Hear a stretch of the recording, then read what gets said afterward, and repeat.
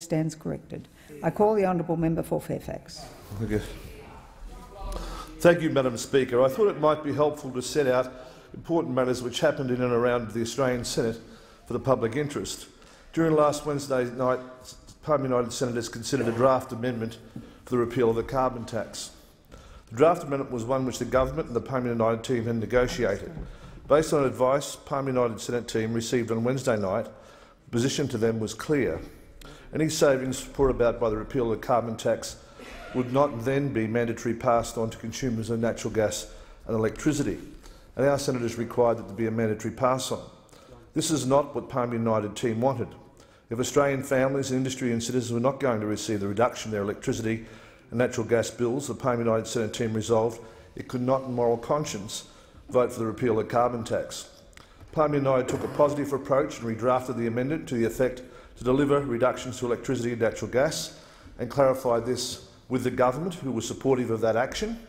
And so the benefits of the repeal of the carbon tax would deliver to generators of electricity and producers of natural tax onto their consumers of those commodities a real reduction.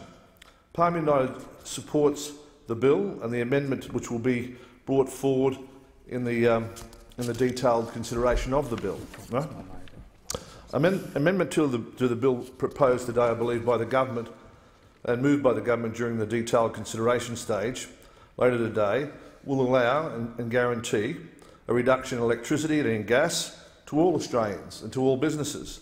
If such changes are not passed on to consumers and enterprises, any entity not doing so will be subject to a 250% of the cost savings that have not been passed on to the consumers.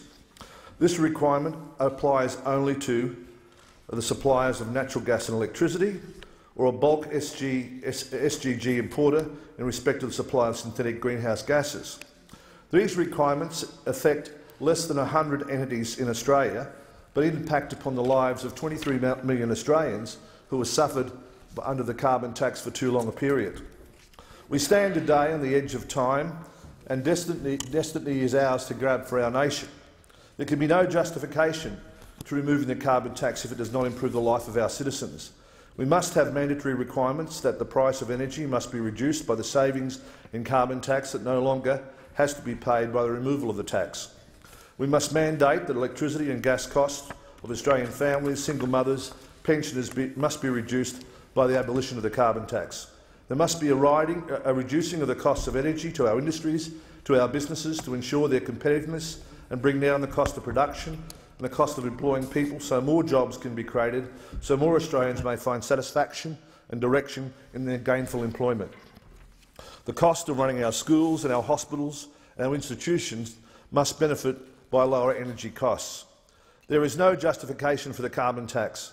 The carbon tax sets the price of carbon at a far higher price than applies to the rest of the world, higher than the ETS in Europe and much higher than the ETS in New Zealand. We must stand on the right side of history, and the right side of history is standing up for the Australian people, for their livelihood and their future. Climate change is a global problem and it needs a global solution. Australian families cannot bear the responsibility for this matter for the whole world when Australian trading partners fail to act and are not united on the issue. For Australia to act alone and impose a tax on carbon at this time has only sought to place tax on jobs and discourage investments. The cost of energy for all Australians shows a lack of confidence in our community for investment and for growth, to allow business to employ more people and to allow economic stimulation to be undertaken. Yeah, our exports. Well, I've been a member of the party over there 4 years ago. I said it then. so that we can have more economic revenue and more revenue for government. More revenue will mean more resources for the government, more hospitals and more schools, and a rising standard of living.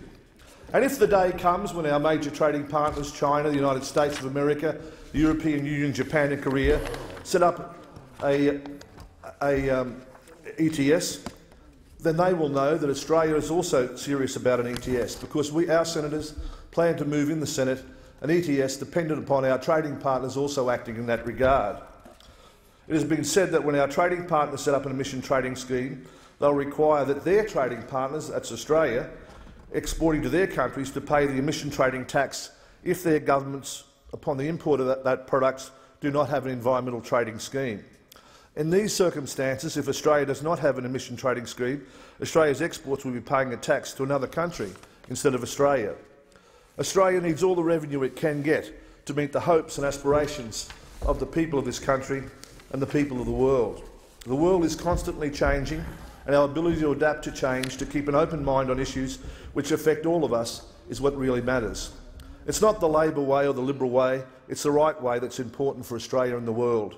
True to our promises, the Australian people at the last election, PALM United Senators will vote in the Senate to abolish the carbon tax. In so doing, PALM United Senators will support the initiatives that the government will foreshadow later on today in the detailed consideration of the bill. Removal of the carbon tax requires that all producers of energy in this country are required by law to pass on to all consumers of energy the savings from the repeal of the carbon tax. Action by PALM United Senators will make Australian industries more competitive internationally and the lives of our people more manageable. Carbon tax, as I said, is an arbitrary tax. It sets a price, as we know, far above the level of the international price for carbon. It disadvantages all Australians, and it must be repealed. To introduce an increase in excise and indexation is, in our view, not the answer.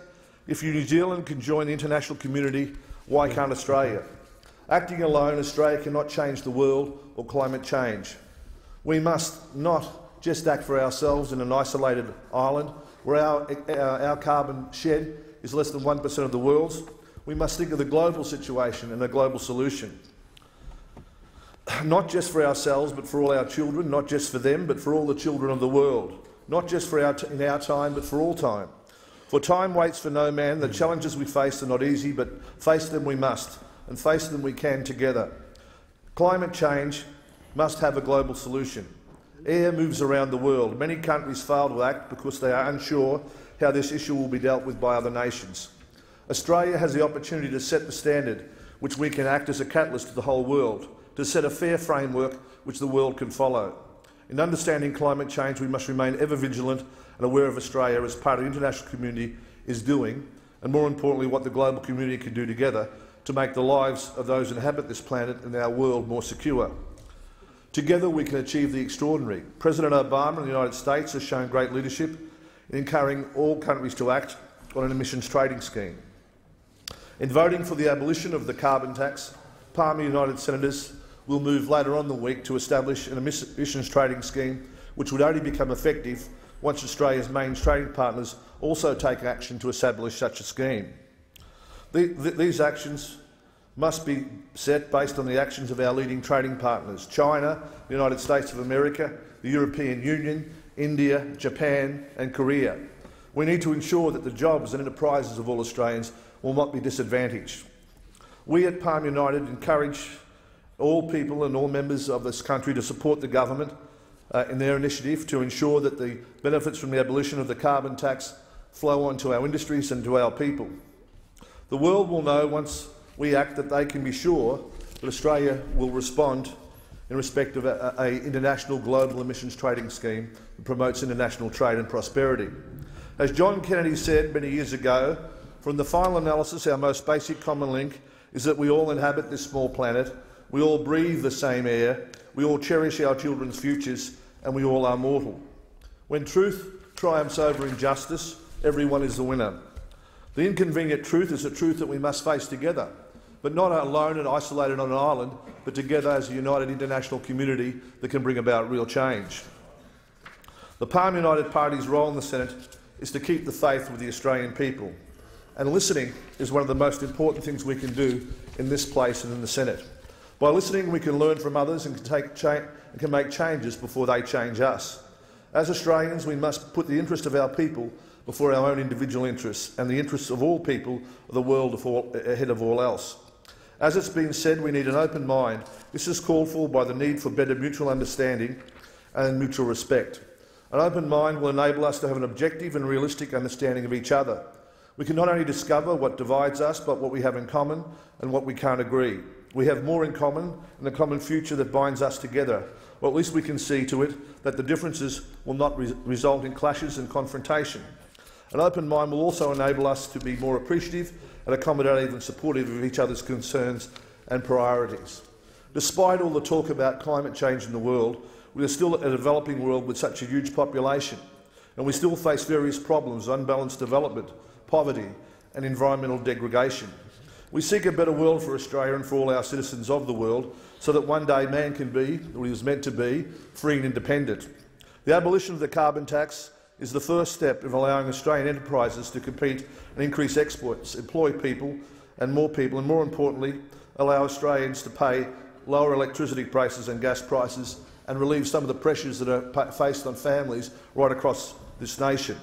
That's why Palmer United took a stand in the Senate to ensure that all Australians would be dealt with fairly by the abolition of the carbon tax. Thank you, Madam Speaker. I thank the member for Fairfax.